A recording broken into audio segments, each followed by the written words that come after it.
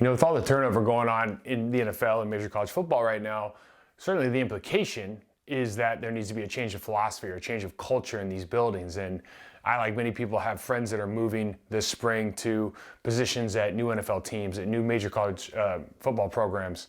And I had one call me yesterday on the way to a new university, and as every other team, they're looking to change their culture. And he's asked me, what would you do, or how would you turn around the culture in a building if you were coming in on day one? And it's a great question. Certainly a lot of people are interviewing as though they have a good answer, but you see a lot of people fail in doing this. And you think about, we previously discussed, for me, the most successful method of culture promotion in the United States is our United States military.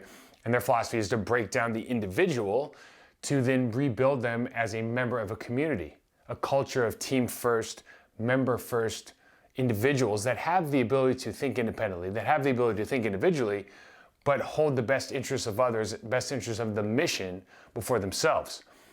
And this model has flaws like every other model, but it is really the best way to demonstrate a significant change in culture carried by the members of an organization in a relatively short amount of time. And time is certainly of the essence when it comes to high-level sports. Coaches are told that they're on a 5-year plan, on a 6-year plan. They have time to turn this thing around. But after one losing season, after 2 losing seasons, certainly, the heat is on. We'd like to have this perspective of time when we make our decisions, but truthfully, we need to force change as soon as possible. And the military model doesn't necessarily work with the youth of today. And I think it would be very difficult to institute a true military model with an 8, 9, 10-year NFL veteran. We proudly promote these athletes now on social media. We shower them with excessive amounts of attention. We shower them with praise from an early age because of their physical skills. They are brands now. They are individuals in every sense. And the money game in professional sports, it no longer promotes allegiance to a single team or a single franchise, or at the least, it doesn't promote a reciprocal allegiance from that franchise to the player. But the beauty of sport, the beauty of team sports, is that you have this unique group of individuals that come together to create value, to become more together than they would be individually by changing the way they collectively approach obstacles. And to do this, to add value to the equation, because that's really what we're trying to do, you have to commit to a common cause.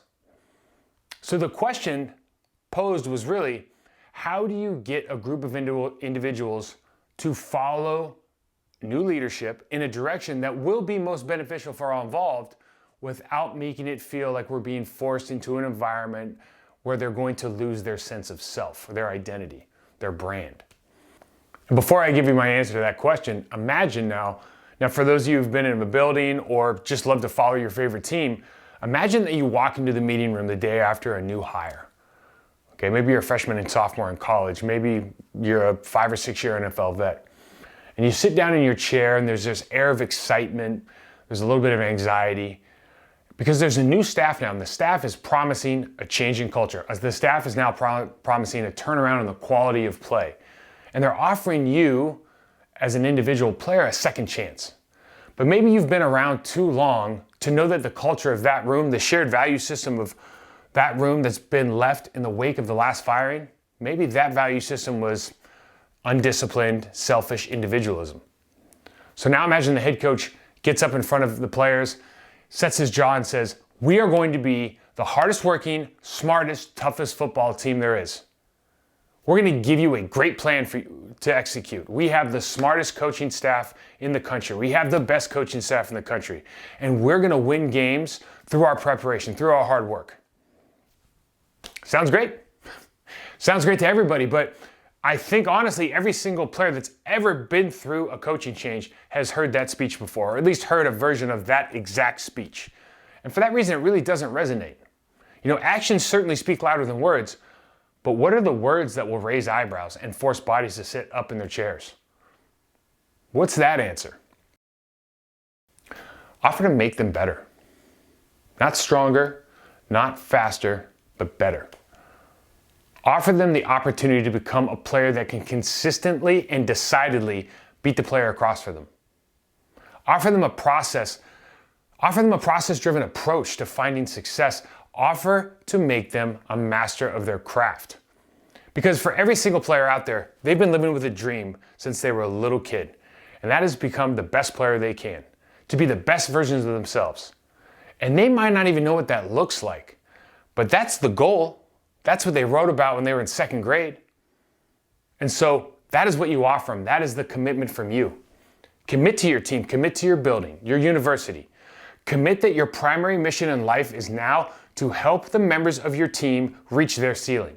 And the culture of your building is to develop athletes to become their best so that they can perform their best for our team. And what then should we base success on? And this is a crucial point. Team success is the only measurement that matters. I've never met a Super Bowl winning player or a national championship winning player that would trade their ring for 10 more tackles or 15 more catches. Never. Team success is the ultimate success. People outside of our sport want to be associated with winners. Winning takes care of social media followings. Winning takes care of endorsement deals. Winning takes care of all-star voting. So we are committed then to develop players the best we know how so that they can perform at their best for our team. And this will promote buy-in. I am going to put you in a position to be successful. And I am going to give you the tools to find success. It's a commitment. It's an investment that can only be realized if both parties are willing to work at it. But think about the change in that meeting room if you promise the athletes sitting in front of you that they will be given the opportunity to become master technicians that are able to win in any scheme versus any opponent. And then you follow through with your promise with action. Action designed to directly improve their on-field performance. Now, what does that do for your buy-in? Now, we offer you the opportunity to become masters of your craft, and we use this vehicle to drive our mission and change the culture in the building.